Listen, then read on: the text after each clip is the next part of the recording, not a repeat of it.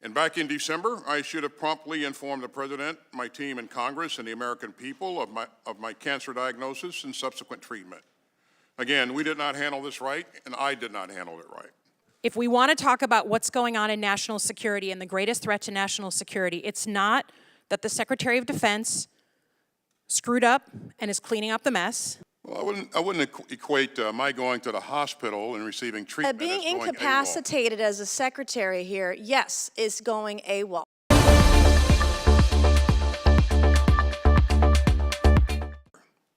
And back in December, I should have promptly informed the President, my team in Congress, and the American people of my cancer diagnosis and subsequent treatment.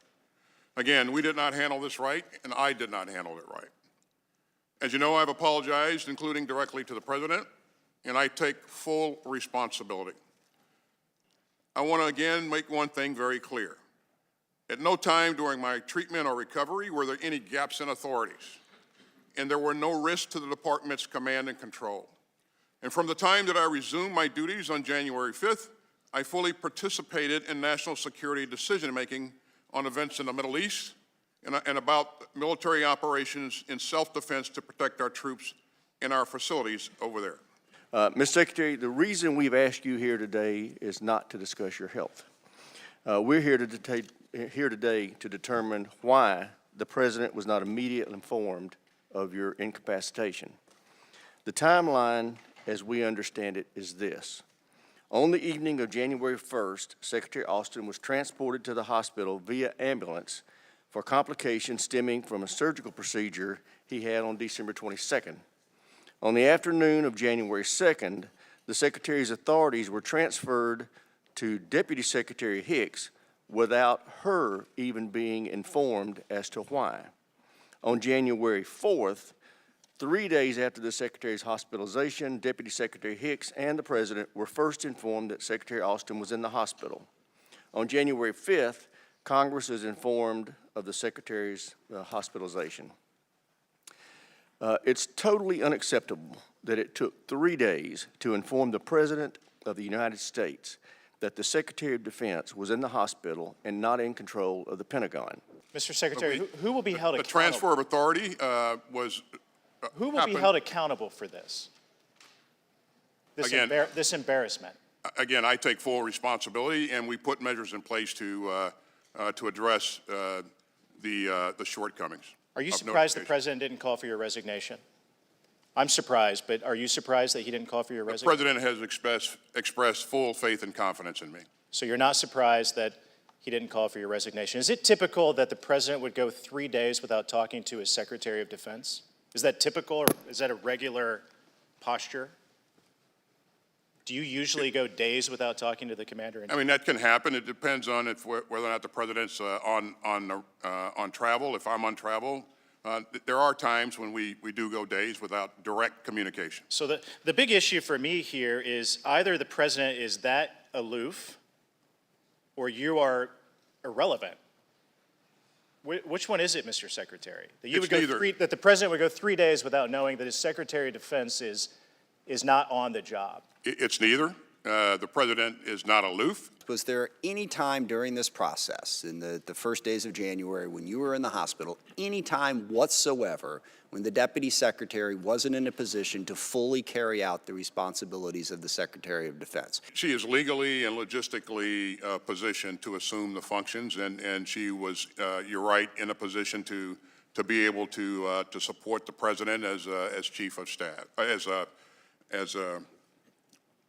he made decisions. So, Commander-in-Chief.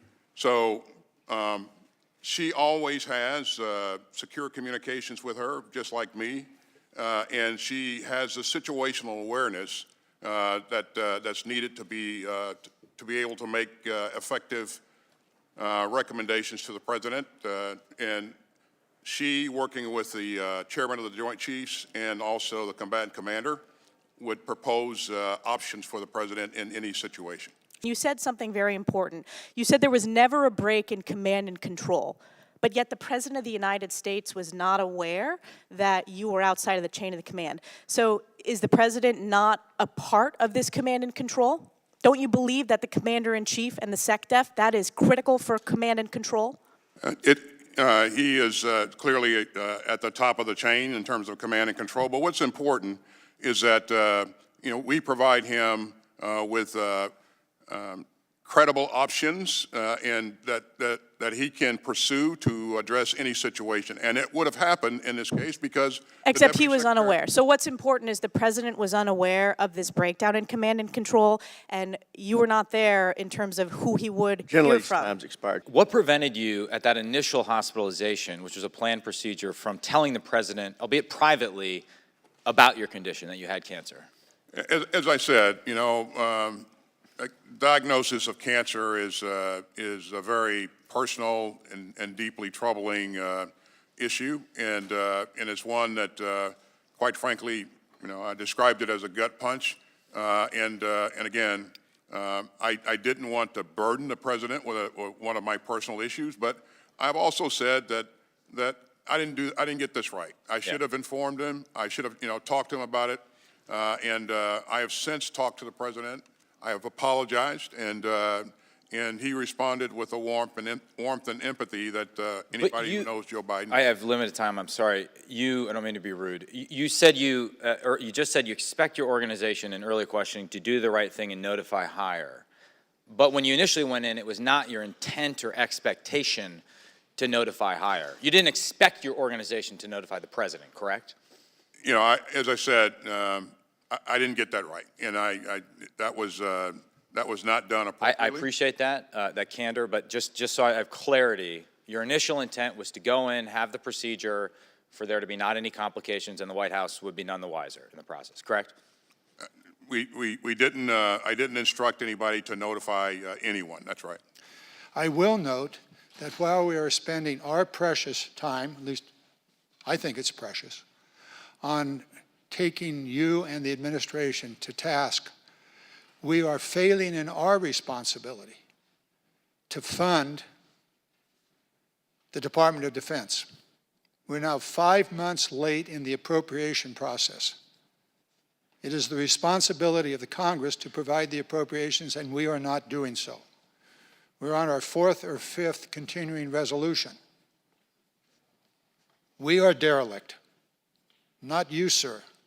It is the Congress of the United States and the leadership in this House that is failing to meet the national security needs of this nation.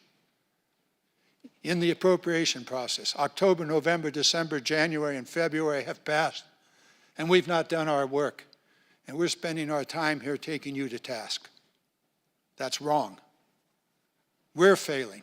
When a soldier goes AWOL, when they wear the uniform, when they put their lives on the line for our nation, for you, what happens when they go AWOL? What is the punishment? Well, I wouldn't equate my going to the hospital and receiving treatment Being as going incapacitated as a secretary here, yes, is going AWOL. So you don't equate disappearing, being incapacitated with being AWOL. I didn't disappear. I was in a military You didn't tell your staff. facility You just in Washington, D.C. testified. You didn't tell your staff. Did you not? You just testified. What happens when a soldier goes AWOL? I have 20 seconds. What happens when a soldier goes AWOL? We have to realize that, I have a fairly large Are they contingent of honorably or dishonorably communicators discharged? Are they and put into the security brig? officers. What happens? Seriously, you're not even answering the questions. I'm not going to rest until someone, we should not rest, until someone is held accountable. Look, you made a mistake, you admitted it, you're taking steps to address it, and you want to know what accountability is. Accountability is having to come and sit in front of people and their outrage and their drama in public about your health issues and the mistakes you've admitted you've made when the entire world is wondering what the hell is going on with the United States of America. So if we want to talk about what's going on in national security and the greatest threat to national security, it's not that the Secretary of Defense screwed up and is cleaning up the mess. The greatest threat to national security is the polarization of the country and the fact that we can't explain to the world who we are and what kind of leadership role we want. To watch this entire hearing, visit cspan.org or our free app, C-SPAN Now.